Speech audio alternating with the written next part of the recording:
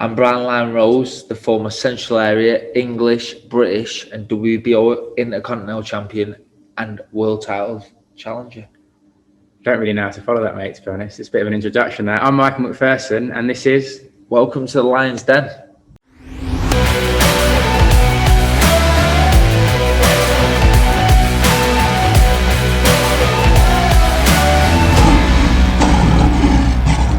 Welcome to the Lion's Den.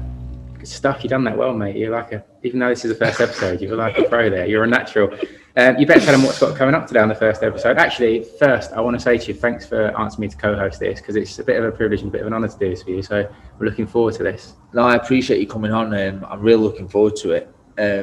So we're going to talk about the YouTube fighters. We're going to talk about comebacks, and we're going to talk about how good Dimitri Andrade actually is. I know through past experience. You've got the best experience of that, how good he is, yeah. Because I got a man's beating. We can rewrite history today, though. Now you're going to win this fight today in our chat. And I'm looking forward to having our first guest on, and the legend Ricky Hatton. Yeah, good stuff. That's going to be good. If he gets here, we should tell people. We can edit this out later if he gets here on time. But we're worried that he had a few drinks last night. He could be late, so it could be later than expected, Ricky Hatton. But it'll be great to have him on. Yeah, I do know Ricky quite well, and I know he could be late joining the podcast today. You know what they say, though, stars arrive late and leave early. So hopefully he arrives late-ish, but doesn't leave too early, and he'll be a great guest. That's it, mate. Let's do it, mate. Let's do it. We're going to talk about YouTubers today. It's a big subject at the moment. You know, you look around the likes of Logan Paul, Jake Paul probably more so at the moment with the Askren fight coming up. And, you know, I look at the training videos and all the hype you're seeing at the moment, you know, training with Holyfield, knocking people out in sparring, and the access he's got. And it poses a question to me. With the right access and unlimited resources and all the best trainers and best coaches and everything like that and the time, can anyone become an elite fighter? Can you just take a YouTuber and go, well, you're young, you're fit, here's all the right tools, you can be an elite fighter? Or is it something that's in the blood? Well, I do believe you are born a fighter. There's something inside you that tells you that you're not going to give up. You know, when I think you're born with that fight, I think you've got to be an athlete, you know, quite athletic. Yeah. But if you have got them couple of things, with the money's a big thing. As much as I hate to say, you know, if I, you know, at the start of my career when I was looking for sponsors and I wasn't getting paid much and I had to work, so it was a distraction. Maybe if I didn't have that and I had unlimited money, you know, I might have been a world champion. So the answer to that is, yeah, I think, you know, with unlimited access to S&C coaches, nutritionists, you know, all the sparring in the world that you need, I think it is massively beneficial. That, yeah, you can make it then, yeah. Do you find it frustrating that, because I kind of do, you know, I look at it and I relate it to other sports and stuff, but you look at someone, you know, like Jake Paul, and absolute respect to him for the way he's marketed himself and made himself this YouTube star, but he's now getting like opportunities in a boxing ring that maybe kind of some really talented young fighters maybe didn't have the backing, didn't have the kind of people behind them, will never get, who are now maybe working elsewhere and missed out. Does that frustrate you in any way? It does frustrate me. You know, there's a lot of fighters out there that aren't going to make it or even be seen on telly that would absolutely demolish him. But at the same time, if I reverse it and I was in that position and I was a YouTuber, I'd cash in, you know, I would do exactly what they're doing. So I can't sit here and say I'm against it. You know, in a way, I don't agree with it. It's a proper sticky. I don't know how to explain it. It's one of them things where like I kind of disagree with it, but at the same time, if I was in that position, I'd be a multi-millionaire. So I wouldn't do it. I agree. But I've got to say, judging his talent, right? Real honest question now. If you had to fight him tomorrow and your life depended on it, I reckon you just knock him out. Do you not say so? How do you feel you'd fare against him tomorrow after all these training camps? He's sparring with Holyfield and everything like that. I know 100%. I'd beat. Yeah, I think Jake Paul 100%. It's I've been boxing since age of 9 all my life. So if I get beat by someone that's been boxing a few years, then I'm in the wrong game. You know, I'd retire tomorrow, and that's the truth. I'd be very disheartened if I got beat by someone like Jake Paul. He's bigger than me, to be fair, but it wouldn't even matter. There might be a few people out there who would disagree with that, but I've seen him box, and for me, in terms of technique, he's not that. He's just strong. He's strong and fit. Yeah, no, I have to agree. It was like I look at him and I think, well, to make it more comparable, it's not him v you. It's more him v me. I like a bit of boxing fitness. I'll have a go, but I've not got no talent to be an elite fighter. But I think we'll tell you what, give me and him a 12-week training camp with everyone, and then it's probably more fair. The fact that there's even a question that he could get in the ring with you or his brother with like Mayweather, I think it's crazy. But the same as you, I massively respect the business element of it. You can't blame him for doing it as long as people are going to watch it, and I will.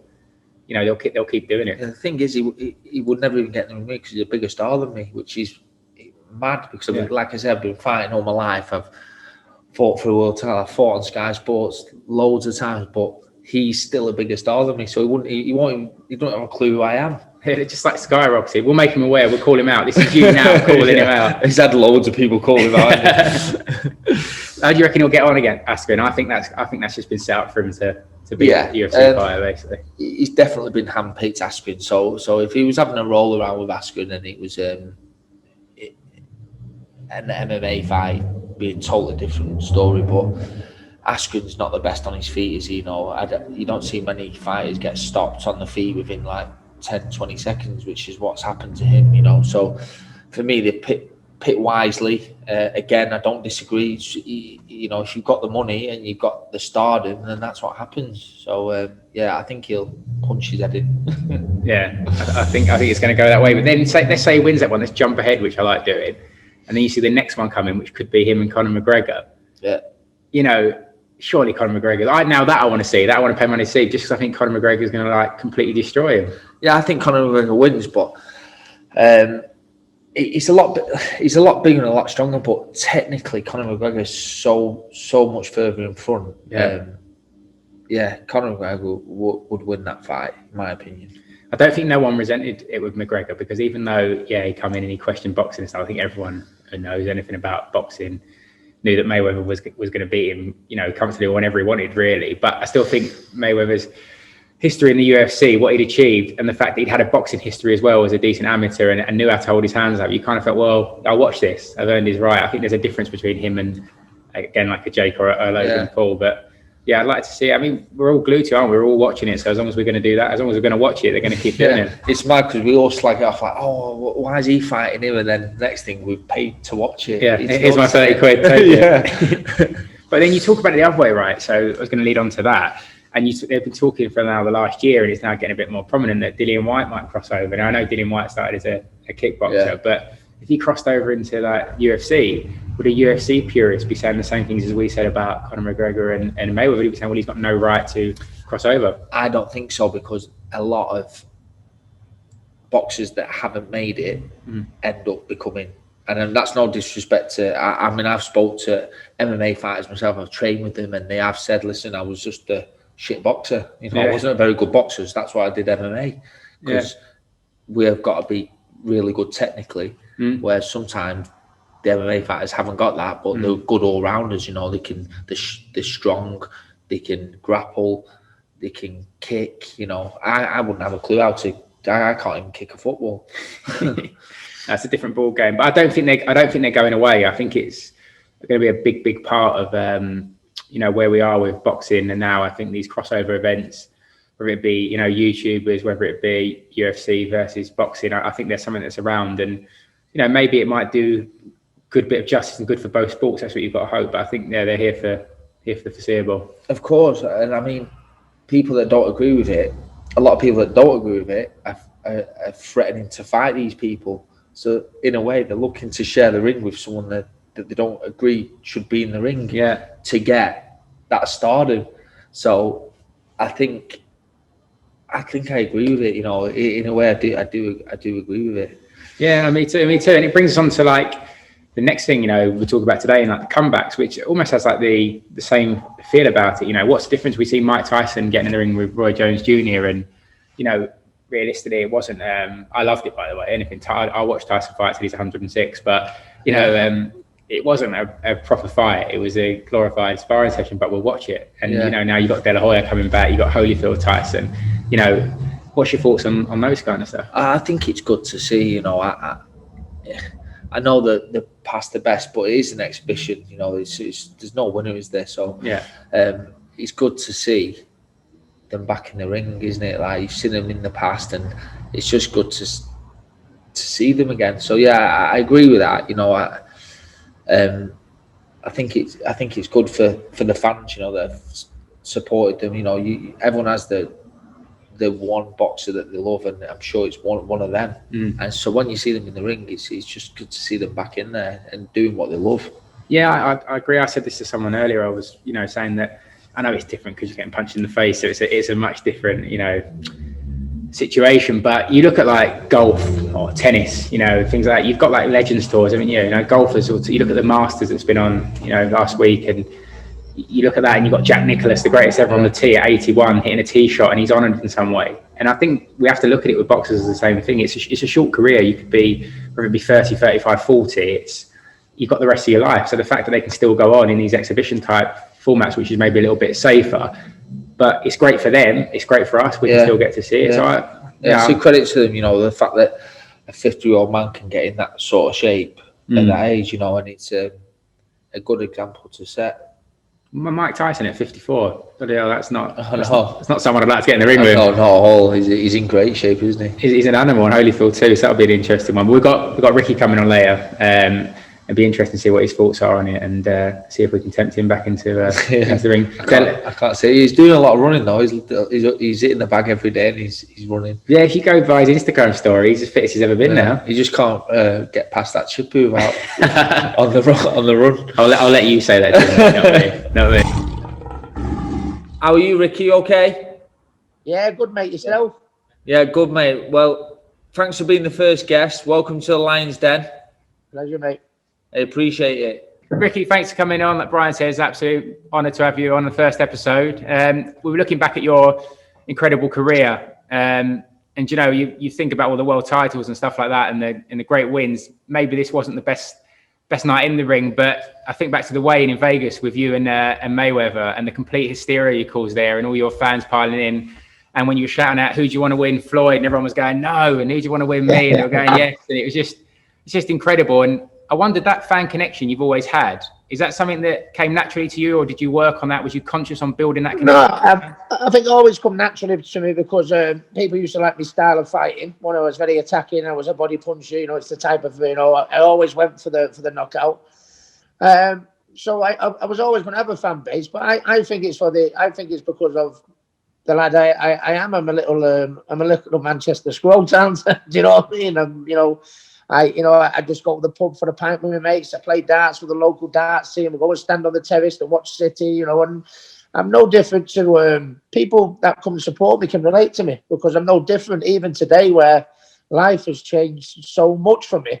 I'm still the same, do you know what I mean? And people, you can't kid people, you know, if they see someone that's, you know, genuine. I was proud of my roots, proud from where I've come from. You know, still got the same mates I went to school with, and that's always been the way. And people, I think, could see that in me. I was one of them, and but yeah. So I think with the fan base that I had, when you talk about the Mayweather fight, there was 10,000 at the weigh-in.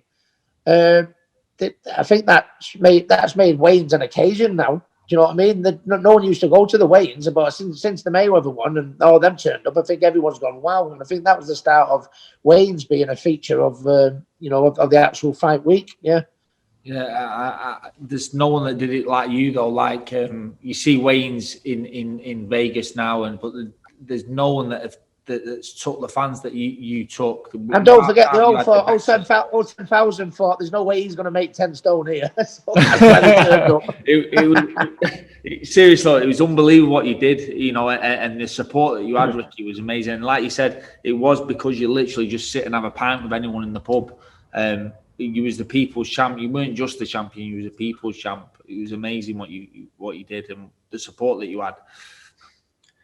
No, it's incredible. And we spoke a little bit about Floyd there, and we've been chatting today about these kind of exhibition type fights and the YouTubers, and Floyd's one who's who's really exploited that, really, already in Japan and stuff like with McGregor, and looking to do it again against Logan Paul. What's your thoughts on these YouTubers coming into the boxing game and these crossover fights?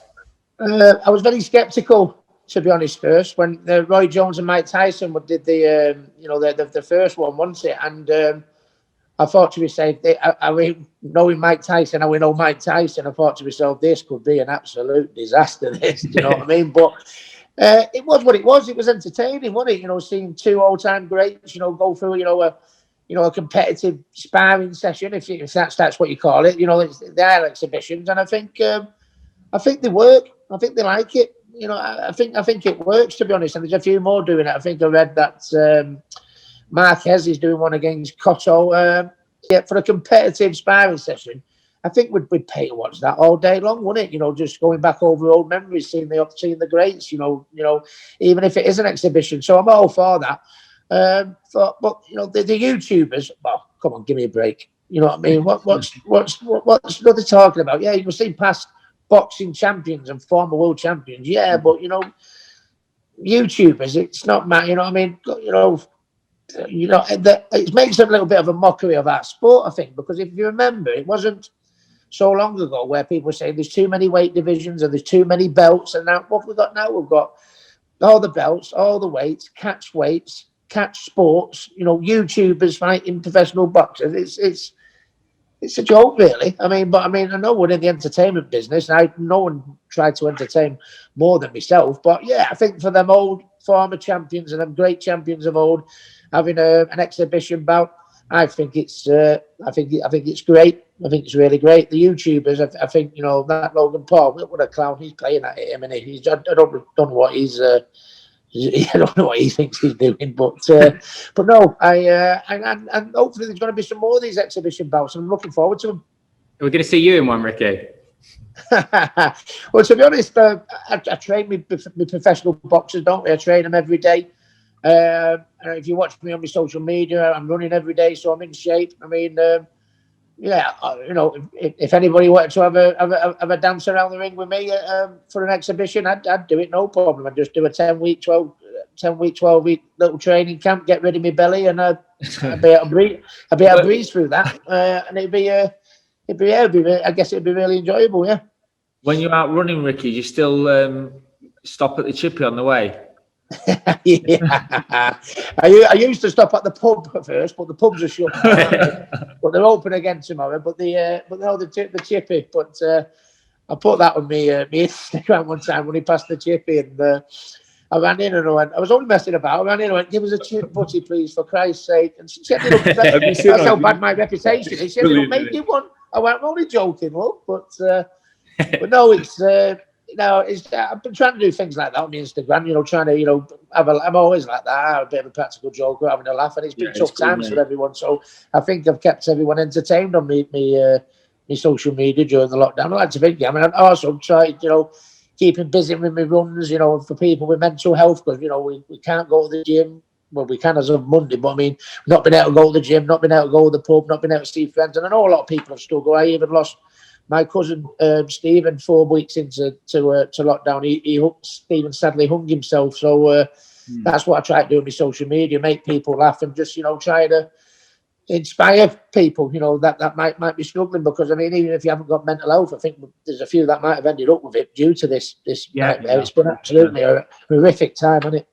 Yeah, you know what I think, without going into the kind of mental health discussion, I think everyone's so much more aware of it now, and we say it as if like it's mental health is something that people some people have, but I think mental health is an issue for everyone, and it means some people might cope better rather than other people. But when I look at your your Instagram stories and everything, and the way you kind of make fun of the running, I've been on the bag for 40 minutes, get out there, boy, and all that kind of stuff, it does actually make you inspired to get out there and have a go yourself. So you're doing a great job of that, mate. Yeah, definitely gives you a positive mindset. When you look at your Instagram, Ricky, like you look at it and you do have a laugh, and I know you try to get it out there, but you do it in a way where you're not serious as well. So it is good.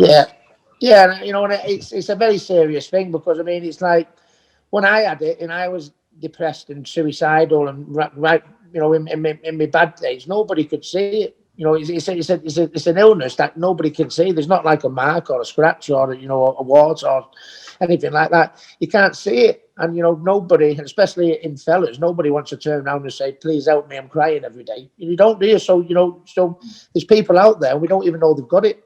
You know what I mean? Because there's no signs, you can't see it. So it's so important that we that I try and raise it. And that's what I do. I see my job as a professional boxing coach. You know what I mean? I manage my son, Campbell, and I'm an ambassador for mental health because, you know, things like, you know, seeing me kids grow up and seeing Campbell make his pro debut. I nearly didn't experience them a few years ago if I'd have gone down the wrong route. So it's very, very important to me, fellas, yeah. Yeah. How did you feel about Campbell? Was you shitting yourself? Were you scared? Oh, shitting myself. No, that'd be an understatement. I mean, I was in the changing rooms beforehand, and I was unbelievably nervous, as you can imagine. But you know, and then when I sat down there, but then when Blue Moon come on, I just started striking my bleeding eyes out. And it's a good job, you know. Good job I had that COVID mask on because I think I'd have looked a right dick if I hadn't have had the mask. I just couldn't help it. And very, very special day for me as a father and for the family. And it's going to be a long road because he's only a baby and he's got very little amateur experience. So it's going to be a long road. But I think we're going to. I think eventually he'll get there. He's got all the help. He's got all the help. It's going to be a good journey. Yeah, he's got all the help he needs with you around him, and obviously Sally Matchroom. So he's got everyone he needs around him to get to the top. So what's the things I was going to ask about Campbell actually? When you talk to your son and you give him advice, what would you say is the thing that he could learn from you and the thing that he shouldn't learn from you? Well, the good thing is with me to have me as a manager and as a father, I guess, you know, I mean, I've done so many things in boxing that I can advise him on, you know, on things to do well, but I've also made so many fucking mistakes. Do you know what I mean? So I'm in a position to advise him on, you know, on everything in his life, because I mean, it's not what happens in the four walls of the gym.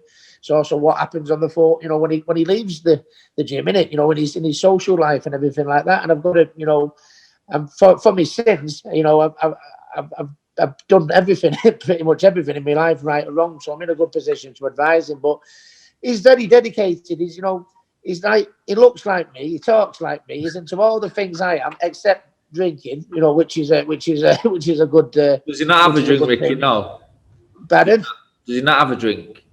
He has a drink, but he's not a drinker. He's a poor drinker. So he'll have one every now and again. But I mean, but no, he's and that's the main thing. If I could advise him and say, listen, son, the best thing I can advise you is, you know, don't balloon up in weight like I did. You know what I mean? I used to shit, you know, when I got to world title fight, I used to shit 3 stone in weight every fight. You know what I mean? It's only when I look back now as advising Campbell or advising me boxers, you know what I mean? That takes its toll on your body, and you'll get away with it for a few years while you're young, but sooner or later your body will just say no more. And I think that's what happened to me when I was coming down the home straight in my career. I think I could have performed a lot better in them last 3 or 4 fights. I think if I'd have looked after myself and you know, if I'd looked after myself in the early years a bit more, and I think I probably could have gone on another 2 or 3 years, maybe, you know, if I'd have looked after myself a little bit better. So that's what I say. The best advice I can give to any youngster out there, and especially Campbell, is, you know, don't do anything that's going to harm your body. Don't balloon up in weights, because sooner or later your body's going to go, well, sorry, mate, you know, when you call on it, it won't be there. So very, very important, you know, say if you box professionally for 10 years, you know, what's 10 years of dedicating your life, and then go and have a pie and a pint. You know what I mean? So that's my advice to youngers, and that's where I try and beat the drum to Campbell. Yeah, no, I think that's superb advice. I think because that's the one thing as a fan, when I look at your career and taking absolutely nothing away from it, as I said, superb career. When you look at those maybe those biggest tests you had, I always looked at it as a fan and thought, you know, if he'd just kept in shape in that time, you know, how much better would have been that 2% better that, you know, might have won the fight. I think when I got in the ring, I couldn't have been in any better shape. But I think it's the damage that you see on the TV screen there, in fantastic shape, fantastic fitness. But you know, it's the damage it's done. Yeah. You know, but beforehand, I mean, I couldn't be any fitter, I couldn't be any better. But the body, you know, there's a saying, they're burning candles at both ends, and that's what I did. And I think I could, like you say, I could have got a bit more for myself if I'd have just looked after myself a little bit better. But having said that, the reason why I had the fan base I did have is because I was a little Manchester scallywag, wasn't I? You know what I mean? I'd have a pint, I'd put up weight, I'd eat fat foods, I'd go to the chippy, you know what I mean? And people used to go, he's a character, let's go and watch him. So I don't think I'd have had the fan base if I wasn't the way I am. But it's my advice now to Campbell. I have a saying to Campbell and to all my lads in the gym: do as I say, not as I do. You know what I mean? So,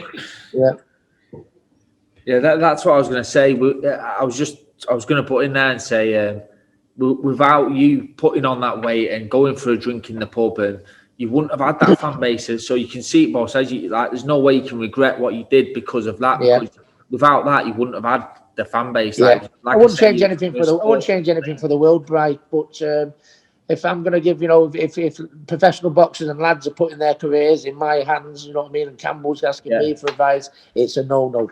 It's a no-no. Yeah. Well, I think everyone loves the saying "work hard, play hard," and I think you absolutely epitomise that, mate. You. I worked hard and played hard, and that was my fault. I was gonna answer you actually. Brian told me off air that you gave him the best bit of advice that he ever had in his whole career in a pub the day after one of his defeats. So I was going to get Brian to relay that. We were in a pub, our pal's pub, the Organ, and the Organ, you just fought Max Maxwell, haven't you? I think. Yeah, Max Maxwell, and had a big skid mark along my nose where he'd only hit me once on the chin, and I'd skidded along the canvas. It was a proper knockout.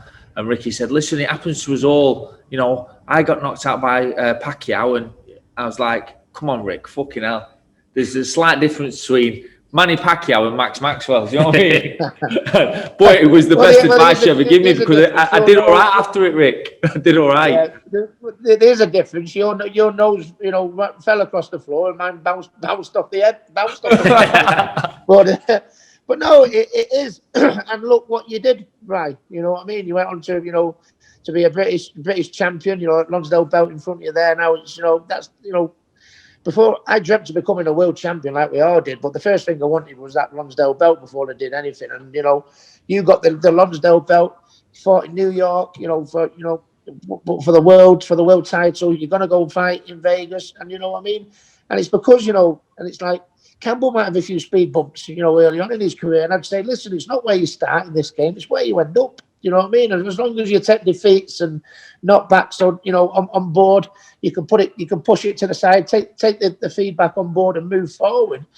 There's nothing wrong with a defeat here and there. And a lot of things are put on an unbeaten record. You know what I mean? Yeah, of course we all want to have an unbeaten record. It looks nice. It's good for your ego. But ultimately, it doesn't matter how many defeats you have on your record if you get there eventually. And that's what it's all about. It definitely does take the pressure off when you get beat. As much as it's disheartening. It's the worst feeling in the world getting beat. Nobody likes getting beat, but it does definitely take the pressure off you when you have been beaten. You haven't got to protect that record anymore. That's what I found anyway. I don't know how you found it, Ricky, but when I boxed Kostya Tszyu, which was my defining fight, when I look back at my career and I look at the fights previous, when I was WBU champion and British champion, and as I was coming up, you know what I mean? I'd boxed at Madison Square Garden when I was 18, on the Nassim Ahmed Kevin Kelly undercard. So that's experience. I boxed at Atlantic City. I fought Eamon McGee, he knocked me down. You know what I mean? I got cut in Detroit in the first round, and the referee only gave me one round, and I come out and knocked the guy out. You know what I mean? And all these things, I thought to myself, when I got in there with Kostya Tszyu, I thought, well, whatever he hits me with, I've already experienced it.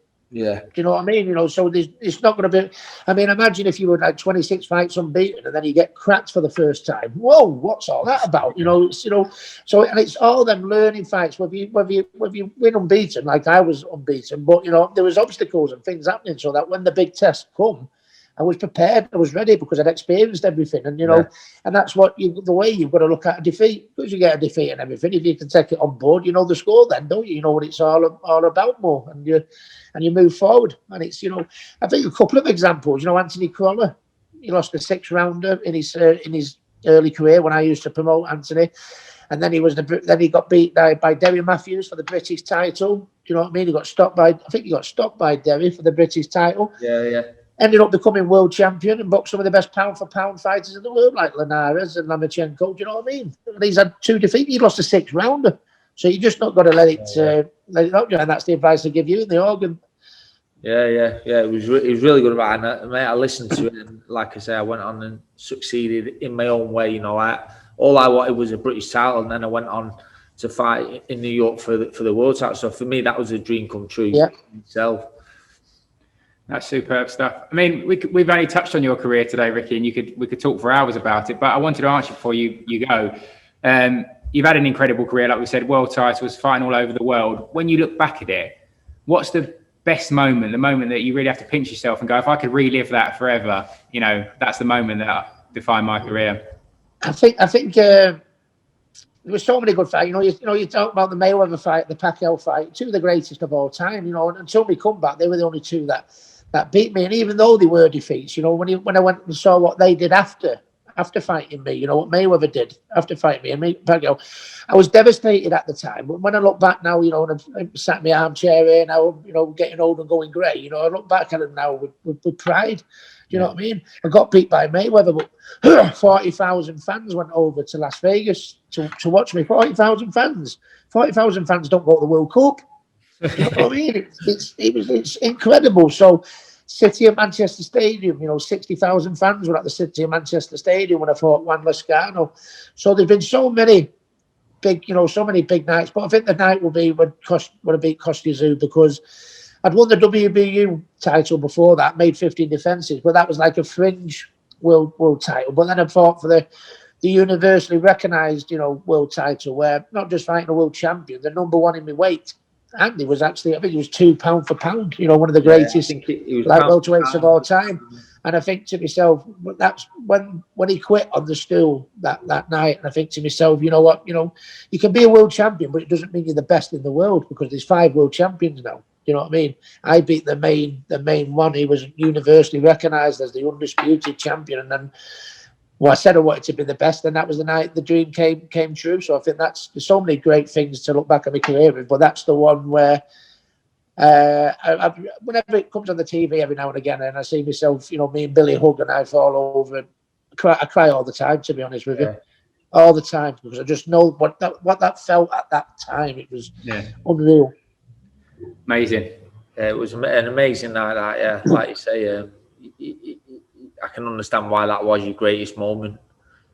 Yeah, it was something else. And you know, 2 o'clock in the morning to coincide with American television and Australian television. 2 o'clock in the morning, and in front of Manchester, in front of 20,000 fans in my hometown. Do you know what I mean? And you know, it's very rare that fighters, you know, we've got some good fighters that have come over to Britain, you know, and of course we have, but I mean, fighters and legends like Costa, you know, don't come to Manchester too often to fight one of their own.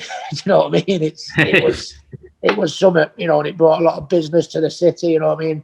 It was 2 o'clock in the morning. By the time we did the press conference after the fight, I went to the after-fight party. And I come out the after-fight party. It must have been about 9:30 in the morning.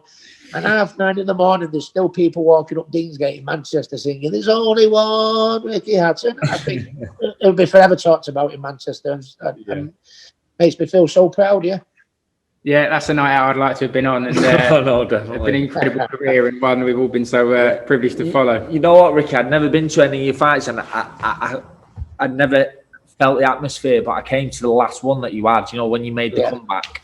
And even then, mate, it was amazing to see the support you had then. And that was in a time where you was past your best, but you still had that support, and it was amazing. Oh yeah, and the love. And the one thing I remember from my comeback fight is when he hit me with a body shot, you know, and I went down. I think it was maybe just about winning, but you know, he was winning, pretty tight. But he caught me with a body shot, and I just wanted to get up, and as the count was going 3, 4, you could hear the crowd, "Come on, Rick!" 6, 7, "Come on, Rick!" And then I went like, and I thought, "Oh no, I can't." And the silence after it, like there'd been like a death. It was like a you know, it just went so quiet for a bit, you know, where everyone you could feel the hurt from the crowd. You know what I mean? When I didn't get up, and then when I got up, you know, And they started singing, "There's still only one Ricky Hatton." And I thought, oh my God. And, you know, it ended in defeat, but I needed to find out whether I still had it. I fucking didn't. but it was still, I'm still glad to do it. And it was class what you did. I got all my demons out, you know what I mean? And, you know, everybody knows what a tough time I had personally, you know, and to get myself in the shape and condition and frame of mind and fight all my demons and to make a comeback against a former world champion after 5 years, lose all that weight, you know what I mean? It was a big turning point in my life. I haven't looked back since. Ricky Hatton's never been happy. Of course, I was happy when I was winning with titles and, you know, and having my hand raised. But personally, myself, I've never been happier because I've been through so many tough times, and that was the end of it. And I've never looked back since. Yeah, well, you was in a position where you could have had a 8-rounder or a 6-rounder, but you didn't. You tested yourself against a former world champion. Yeah. I wish I fucking had now. You wanted to know if you had it. You're great. You wanted to know if you still had it, and for me, that's ballsy in itself, isn't it? Yeah, you know, and I made a comeback, Brian, and I didn't get hurt. You know, it's when your former champions come back and they get absolutely beaten to smithereens, in it, where we think, oh no, well, why did you do that? No, I didn't get hurt. I was former world champion. I was, you know, thought I was just about winning, and he caught me with a body shot, and that's that. But I come out of the ring and I thought to myself, well, listen, Rick, you know, 5 or 6 years ago, you know, you'd have blitzed him, you know, so if you can't beat him now, what does that tell you? And that's what it did. And I went into retirement, and I've been happy since that now. That's good to hear. It's good to hear. No, superb having you on. Superb stuff. Yeah. Thanks so much for coming on, Rick. I really appreciate it. Pleasure, mate. It's good to see you doing well. Yeah, no, hopefully it go well for you, mate. It's good. It's great to be on, mate. How's Bobby doing? Yeah, he's good, mate. Listen, when the beer gardens round here open, come down for a pint. Yeah, definitely, 100%, mate. 100%. I hope I'm invited to that one. That sounds like good. I'll tag along to that. I'll have to invite the co-host. We'll have to invite Bobby. And the guy you know what Bobby's like. Bobby sulks, doesn't he, if he don't get invited? Oh, so mate, he's a nightmare. Have to invite Fatty round here. I just want to say, actually, anyone listening, if they get a chance to go and see Ricky live at any one of his speaking events, they should do it, because he's you can tell from today that he's a superb speaker and great at telling his stories, but live he's even better. So get out to one of his shows, because it'll be top draw. Yeah, they're all starting soon. You know, come the summertime, they're just starting to come back now, the sportsmen's dinners. So if there's anyone watch me my social media and that, you know, and the dates will be there. Always. Whether it's in the ring or out of the ring, I still want to like meet my fans. I still like entertaining. So that's the reason why I do them. I don't need to do them. I do them because I like to meet the fans, and I like to speak, and I like to talk about my career and talk about old times. You know what I mean? And so if there's a few knocking about, watch on my socials, you know, and come down and see me. Brilliant. We'll do that. We'll have the beer first, though. It sounds fair. I want to thank you again for opening, because you opened this gym, didn't you? Remember when you did that big talk for me? Yeah, that's right. You charged for something like that, and what you did that night was amazing. But I know you only come because you wanted a pint and you wanted to get pissed. Everyone's gonna get the wrong picture of me here, Brian. With this crap you keep talking, you know. Nice one, Rick. Cheers, Ricky. No problem. Good to see you, Brian. Take care. See you soon, mate. And you, mate. Cheers, pal. All the best. Bye. Well done. Cheers, nice Ricky. One, it was great to have Ricky on there. He speaks well, doesn't he? I'm looking forward to coming out on that pint as well. You will invite me on that. You're not going to. Yeah, 100%, mate. Yeah, he's always good to get out and have a pint with Ricky. I remember when he opened my gym, and the only reason he opened it for me and did the presentation was to get a pint downstairs. That's the kind of events I want to get invited on. Like, we've just, like, people won't know this, but this is the joys of behind the scenes. Like, Brian just said, "Oh, I'll take you for lunch. You know, come, mate, whatever you want, let's go." He took me to Greg's. You know, so now I did say Nando's though. I'm just kidding. Brian's very generous. Really. But yeah, invite me out with a pint with Ricky, and then we'll call it even for today. Yeah, definitely. We'll go, mate. We've got to talk about Andre, because he's got his big fight coming up with Liam Williams, and he's someone that I'm always looking out for, because, you know, we'll go back to that night that you experienced. You had of him in a second, but, you know, he's someone I think is probably dodged. Probably feels a little bit like Golovkin did a few years ago before he became mainstream. People just knew how tough he was and don't want to fight him. How do you think he'll get on in this fight, and how good do you think he is? I think he's brilliant. You know, like I say, I've had the experience of sharing the ring with him. There's no doubt he's a brilliant fighter, but he's a little bit inactive, and that's what for me lets him down a little bit. But through no fault of his own, he's been avoided by a lot of fighters, understandably though. Like your Canelo will look at him and think he's unheard of. Why would he fight him? When there's easier fights out there that have got bigger names. The fight with Williams, I think Williams will test him in terms of. I mean, Keeler shared the ring with him. In terms of a Brit, I shared the ring with him.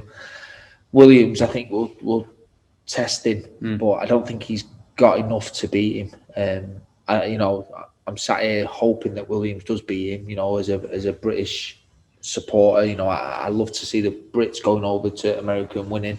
So yeah, I'd love him to do it, but I just don't think he's got enough. Demetrius Andrade is a world amateur champion. He's a 2 times world champion. So he's that for a reason, and he's a great fighter. It's a tough one, you touched on something there, which is a lot of people always discuss with me when they know, sports agent and things. They talk about the kind of the cynical kind of business side, and it's true what you're saying with Andrade. He's that good, but he's also not, widely known as a Canelo, and a Golovkin and a Saunders and a Charlo and all those kind of fighters. So you'd look at it from a promoter's point of view and you'd say, well, don't touch him because you might clear that amount from fighting him, and you could very well get beat and be his meal ticket. And the rewards aren't as great for beating him. And it just reminds me of a story you started telling me. Bobby started telling it to me. He's telling all your secrets. When you took the fight against him, and you didn't have to take that fight, and you could have had another route to being a world champion. Can you tell everyone about that? Well, I didn't tell you this the other day, but when I was mandatory for that world title, I was mandatory for the WBO world title. But the same weight was Floyd Mayweather, Lara, and Canelo. So out of the 4, I got Demetrius Andrade. So I was a little bit unlucky because I could be sat here having shared the ring with someone like Floyd Mayweather, which would be amazing. I'd have got a hell of a lot more money. But I remember sitting down with management, Eddie Earn, he said, listen, you can swerve this, wait 6 months and you'll get another shot. Yeah. But there was that slight chance I never got that shot, and I'm a great believer in when you're mandatory for a title, you take your opportunity and things happen for a reason. You're mandatory for a reason. It's because you're ready to fight for that world title. So I did say, yeah, and it wasn't great money. It was good money, but not, like I say, if it had been any of other than world champions, I'd probably be a millionaire.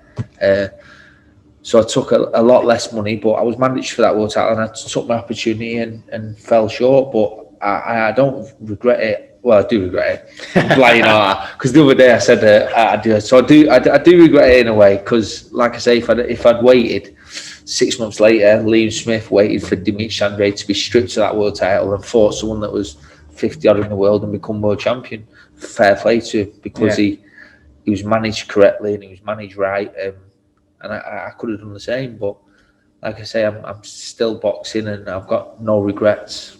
I think there's something really noble in that. You got a chance, the biggest chance in the sport, and you took it. And I agree with you that if I'd have been advising you at the time, I'd have said the same thing. Just maybe naively from me, maybe the same from you, but I'd have just said, you can't turn down the chance to fight for the world title, and you never know what kind of different night you can go there and you can win that fight. It'd have to be a very different night, mate. I'm not gonna lie to you. I'm either really stupid or really tough, or both. Just because you're sitting next to me, it's not over the phone. I'm gonna say really tough. I know, mate. You've got those memories forever, and I know we spoke about it so much, but fight for a world title, you can't argue with that. As Ricky said to you, it's first and foremost, you wanted that, didn't you? Sitting in front of us. Exactly. Yeah, that was my aim. To win a British. Every boy, girl, as a boxer wants to win a British title. It's a dream.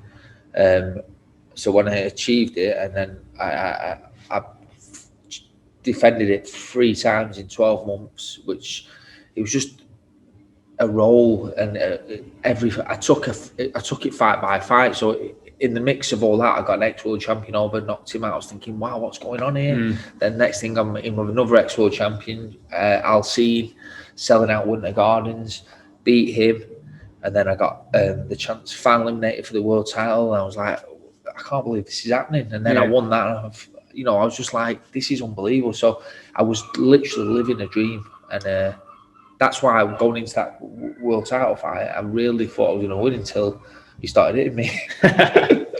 What was it? What was it like that first when you go in there? That moment when he hits you and you just like, you know, you're in trouble. Was it instant? Yeah, you know what it was? I think I missed with the first couple of jabs, and I nail people with a jab. You know, I know early on when I'm going to win a fight if I'm landing a jab. Yeah.